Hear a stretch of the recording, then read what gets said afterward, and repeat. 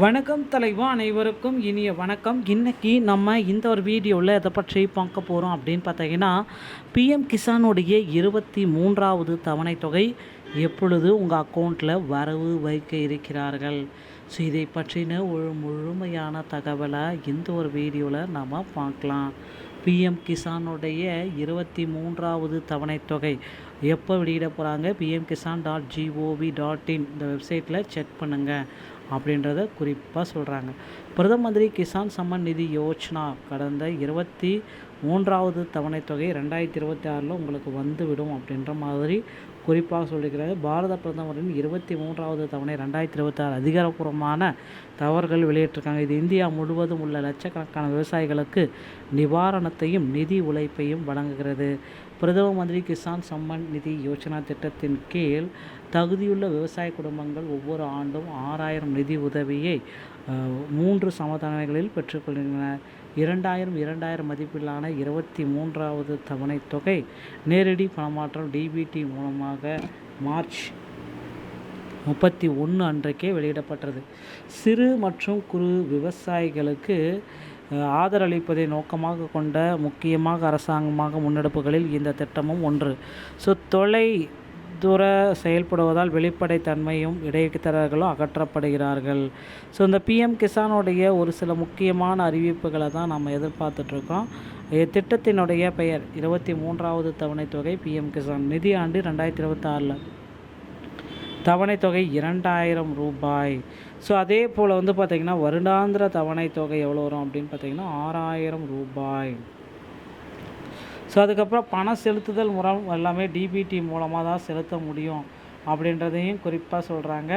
பயனாளிகள் அப்படின்னு தகுதியுள்ள விவசாய குடும்பங்கள் எல்லாமே இதில் பயனாளிகள்.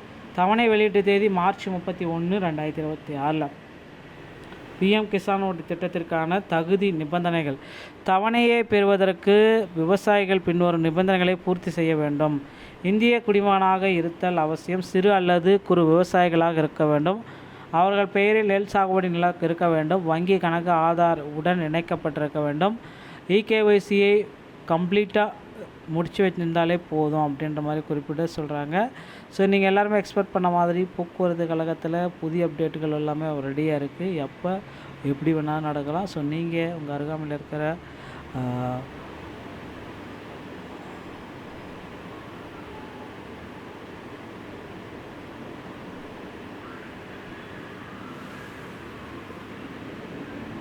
இந்த பிஎம் கிசானுடைய தவணை தொகை அப்போ எப்படி வேணாலும் உங்கள் அக்கௌண்ட்டில் வரவு வைக்கலாங்க.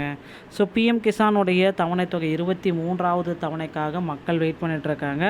இந்த டைமில் உங்களுடைய பயனாளிகளுடைய நிலை என்பதை கிளிக் செஞ்சு ஆதார் எண், கைபேசி எண் அல்லது பதிவு எண்ணை உள்ளிட்டு தரவை பெற்றுக்கொண்டு கிளிக் செய்யலாம். உங்கள் தவணையுடைய நிலையை செக் பண்ணிக்கோங்க. ஸ்டேட்டஸ் செக் பண்ணிக்கோங்க, எப்படி இருக்குது அப்படின்றத செக் பண்ணிக்கோங்க. ஸோ உங்கள் கட்டணம் வர வைக்கப்பட்டுள்ளதா அல்லது நிலுவையில் உள்ளதா என்பதை இது காட்டும் அப்படின்னு சொல்லியிருக்காங்க. பிஎம் கிசானுடைய பயனாளிகள் 2021 பட்டியலை நீங்கள் பார்க்கணும் அப்படின்னாலும் கண்டிப்பாக பார்த்து கொள்ளலாம் அப்படின்ற மாதிரி குறிப்புகள் வந்துட்டுருக்கு. 2026 பிஎம் கிசானுடைய ஒரு முக்கியமான அப்டேட்டு pmkisan.gov.in இணையதளத்தில் பயனாளி பட்டியல் என்பதை கிளிக் செஞ்சு மாநிலம், மாவட்டம், வட்டாரம், கிராமத்தை தேர்ந்தெடுக்கும் அறிக்கையை பெறு என்பதை கிளிக் செய்து பட்டியலில் உள்ள உங்கள் பெயர் இருக்கா இல்லையான்னு பார்த்துக்கலாம். ஸோ உங்கள் விவரங்களை புதுப்பிக்க வேண்டியிருக்கலாம். பிஎம் கிசானில் இகேஒய்சி முக்கியத்துவம் பெறுவதற்கு இகேஒய்சி கட்டாயமாகும். இகேஒய்சி இல்லாமல் உங்கள் பணம் செலுத்தினால் நிறுத்தப்படலாம். இகேஒய்சியை ஆன்லைனில் பூர்த்தி செய்யலாம் அல்லது அருகிலுள்ள சிஎஸ்சி மையத்திற்கும் செல்லலாம். பணம் பெறப்பட்டதற்கான பொதுவான காரணங்கள். நீங்கள் 23வது தவணையை பெறவில்லை என்றால் அதற்கான காரணம் முழுமையடையாத கேஒய்சி. ஓகேங்களா?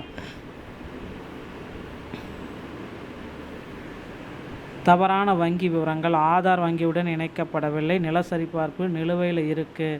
ஸோ இதெல்லாம் பார்த்திங்கன்னா இப்போ சொல்கிற மாதிரி சில காரணங்கள். பிரதம மந்திரியுடைய கிசான் திட்டத்துடைய நன்மைகள் அப்படின்னு நம்ம பார்க்குறோம். ஆண்டுக்கு 6000 கோடி ரூபாய் நிதி உதவிகளை வழங்கிட்டு வராங்க. வங்கி கணக்கிற்கு நேரடி பணிமாற்றம் மூலம் விவசாய செலவுகளுக்காக உதவுகிறது. இடைத்தரகர்கள் யாருமின்றி வெளிப்படையான யாழ் மற்றும் எளிய செயல்முறையில் இதை கற்றுத்தரோம் அப்படின்னு சொல்கிறாங்க. இந்த மாதிரி தகவல்களை நீங்கள் உடனுக்குடன் பெற நீங்கள் உங்களுடைய சேனலோட இணைந்திருங்க. மீண்டும் ஒரு நல்ல தகவலுடன் நான் உங்களை சந்திக்கிறேன். நன்றி, வணக்கம், தேங்க்யூ.